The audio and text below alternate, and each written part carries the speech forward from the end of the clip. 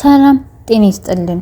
ውድና የተከበራችሁ የገኒ የዩቲዩብ ቻናል ቤተሰቦች ሰላማችሁ በያላችሁበት የምድር ጥግ ብዝት ሙልት ትርፍ ይበልኝ።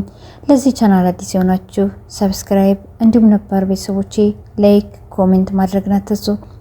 ኖላዊ ተከታታይ ድራማ ወይዘሮ ሜላት በ5 ዓመቷ ለልጇ ልደት ከእብነ በረድ የተሰራ መስቀል ስጦታ ሰጥታት ነበር። እርቦኛል ስትላት ዳቦ ልግዛልሽ ብላ ትታት በሄደችበት ቦታ የጠፋቻትን ልጇን እያሰበች ዛሬም ልጅ የትነሽ ያለሽው እያለች ለ18 ዓመት እያለቀሰች ያሏት 2 ልጆቿ አንዱ ምናሴ ታማሚ፣ አንዲቷ ሴት ልጇ ሰላም ደግሞ የሴት ጎረምሳ ሆነው በትልቅ ቤት ውስጥ እየኖረች ግን ደግሞ ህይወት መስቀልቅል ያለችባት ይህቺ በልጅነት ጠፍታ ነገር ግን አባቷ አሳድጓት አስተምሯት ጤና በማጣቱ ምክንያት ከሚኖሩበት ደሴ ከተማ ወደ አዲስ አበባ በመጡበት ቅጽበት ስልካቸውን ተሰርቀው ነገር ግን ያመኑት አምላክ ኤልያስ የተባለውን የሃናን ጓደኛ እንደ መልእክተኛ ሆኖ እሱ በሰራው በጎነት እሺ በጎ ብሎ የሚታዘዘው ደላላው ቤት ፈልጎ አገናኝቷቸው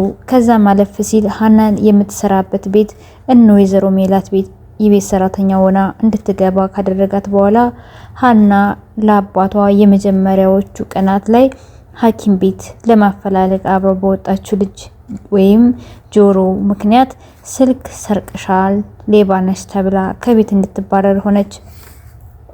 ነገር ግን በዚህ ተስፋ ሳትቆርጥ አይዞ አሳክምሃለሁ ያለችውን አባቷን የተከፋ ፊቷን ላለማሳየት ውጪ ወጥታ የምታለቅሰው ሃና ፈጣሪ ጸሎቷን ሰምቶ ወደ ወጣችበት ቤት በትምህርት ዶክመንቷ ሰበብ ተመልሳ እንድትገባ ተፈቅዶላታል።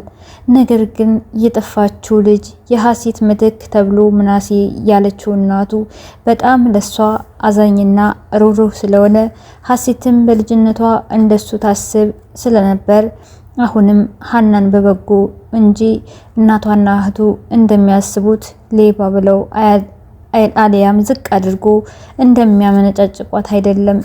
ይልቁንስ ለሃና በጣም ያዝንላታል። እናትና እህቱ ግን በጣም በክፋት ጠምደዋታል። በዛሬው ክፍል ሃና አዳሯ በሽተኛ አባቷ ብቻውን እንዳይሆንብኝ ብላ ስለነበር ራት ከጨረሰች በኋላ ሻወር ልውሰድ ብላ ገብታ እናቷ በልጅነቷ ያሰረችላትን መስቀሏን ረስታ ነበር የወጣችው። ቤት ገብታ ስታስታውስ ሻወር ቤት እንደሆነ አስታወሰች። አባቷ ኖላዊ ግን ያለችበት ስራ ምንም ደስ እንዳላላቸውና ምን እንደሆነ ጠየቋት። ሃና ግን ልትናገር ፈቃደኛ አይደለችም። አባቷ እንደምንም በሌላ ወሬ አስቀይሳ አረሳሳችና እየተሳሳቁ ራሳቸውን በልተው ተኙ። ሲነጋ ወደ ስራ ሊሄድ ስትል ዛሬማ ሰንበት ነው፣ እንዴት ስራ ትገቢያለሽ? እንዲሆነሽ የሰራሽውንስ ለኔ መታከሚያ ከምታወጪ ባልታከም እመርጣለሁ አሉ። ሃናም አባቴ ሌላ ስራ ካገኘው ቀይራለሁ፣ ለጊዜው ያገኘሁት ስራ ግን ይህንን ነው ብላ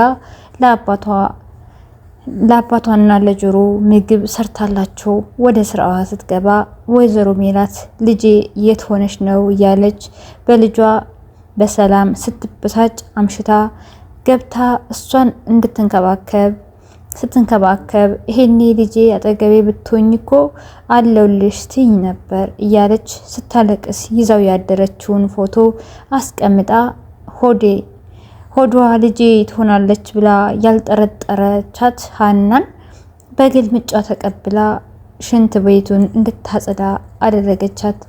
ሰላም ማታ ስትጠጣ ስትጨፍር አምሽታ ስለነበርና ቤተክርስቲያን ሄድ ሲሏት ርቦኛል ልበላ ነው ብላ ከቀረች በኋላ ሃናን ስታንገላታ ታርፍዳለች። ምናሴና እናቱም ሰላም ሃናን አታሰራትም ብለው ስላሰቡ ውጭ ቁርስ በልተው ለመምጣት ተስማሙ። የሃና አባትና አባት ሆኑኝ ስላቸው ከሰሙት ታሪኩ ያዘኑለት ጆሮ አሴር ብለው ያወጡለትና አባት ሊሆኑለት ፈቃደኛ የሆኑለት ከቤተ ክርስቲያን መልስ እነሱን ቁርስ ለመብላት ጎራ ባሉበት ምግብ ቤት ውስጥ የወይዘሮ ሜላትን ስልክ ሰርቆ ወደ ቤት እንዳጣደፋቸው እንሂድ ሲል ጠርጥረው በጥያቄ ሲያፋጥጡት ስልካቸው እንደሰረቀ ነገራቸው። የሀና አባትም ለወይዘሮ ሜላት ስልካቸውን ሲመልሱ ሌባ ብላ ሰድባ አመነጫጭቃቸው ሄደች። ምናሴ ሊሰማቸው ፈቃደኛ ቢሆንም ወይዘሮ ሜላት ግን ከመቼ ወዲህ ነው ለሌባ ደጋፊ የሆንከው ብላ ተቆጣችው። ቤት ደግሞ ሀናን ሰላም ቁም ስቅሏን እያሳየቻት ነው ትገኛለች። እንዲህ ይሄንን ስር አንዴ ያንን ስሪ እያለች ቢሆንም ግን ሀና ሁሉን ችላ ቡና ቀራርባ ስትጠብቃቸው ምናሴና እናቱ እየተጫጫሁ ገቡ። ሀናም ይሄ ሽማግሌ ሌባ ስትል ብድግ ብላ ችግር አለ ምናሴ ስትለው የማሚ ስልክ ተሰርቆባት ነበር፣ አንድ ሽማግሌ ያመጣው ሰጡንና ማሚ አመነጫጨቀቻቸው አላት።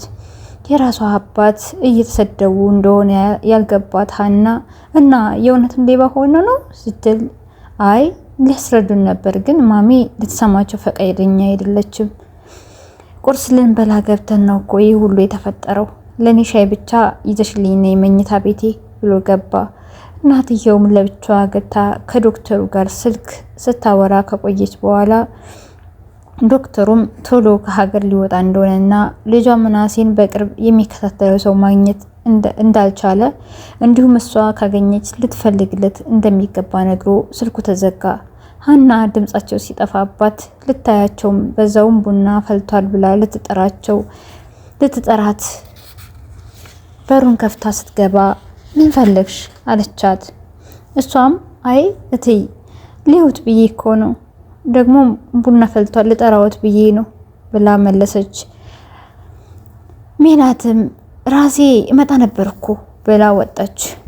ሌባ ተብለው የተሰደቡት የሀና አባትም አሴር ብለው ስም ያወጡለት ልጃቸው መሰደቢያቸው እንደሆነ የተረዱት ይቅርታ ሊጠይቃቸው ሲመጣ ውጣልኝ ብለው ለሽንፈቱ ከዚህ በፊት ሰይጣንን ዛሬ ደግሞ ማህበረሰቡን ባይገፋኝ ሌባ አልሆንም ነበር እያለ ለማሳዘን ሞከረ። የአንተ አባትስ ይህንን ጉድ ሳያይ መሞቱ የታደለ ነው አሉትና አጠገቡ እንዳይደርስ አባረሩት። ማታ ካለወትሮዋ ሰላም በጊዜ ቤት ከትማለች። ይሄ የገረመው ወንድሟ ሲጠይቃት እናቱ እየበላች እናቱ ጭቅጭቅ ልታነሳ ነው አይደል አለችው። ምግብ እየበላች ያለችው ሀና በዝምታ እያዳመጠች ነው። የቤት ሰራተኛ ስለሆነች ናቀቻት። ወይዘሮ ሜላት የትምህርት ውጤቷን አይታ እንዳላየች ዶክተሩ እኮ ሰው ፈልጊኛልኝ አለኝ፣ እባክሽን ሰላም ሰው ፈልጊ እያለች የተከፈለውን ብር እከፍላለሁ እያለች እያወራች ሰላም ውሃም ጭልኝ አለቻት። ሰላም ምግብ ትታ ስትነሳ ሀናም ምግብ ትታ ስትነሳ ምናሴ ሰላምን ለመቆጣት ሞከረ። እናቷም ሰራተኛ አይደለች እንደፈለገች ማዘዝ ትችላለች አሉ እናትና ልጅ ሀናን በአንድ ቃል። ሰራተኛ እኮ ናት በአንድ ቃል አሉ። በቀጣይ የሀና አባት የጤና ትምህርት የምናሴ የግል ሐኪም ሆና ሀና ባላት የጤና ትምህርት የግል ሐኪም ሆና ትቀጥል ይሆን ወይንስ በቤት ሰራተኛነቷ ብቻ አባቷ ሌባ ተብለው እንደተሰደቡ ይነግሯት ይሆን? አባቷ ሌባ ተብለው እንደተሰደቡ ብትሰማ ይህንን በሷ የመጣውን ከእንጀራዋ ያባረራትን ልጅ ዛሬ በአባቷ ድክመቷ በሆነው መጥቶባት ዝም ብላ ታልፈው ይሆን? በቀጣይ ይህንን አብረን የምናይ ይሆናል። ይህንን ቻናል ሰብስክራይብ ማድረግን አትርሱ።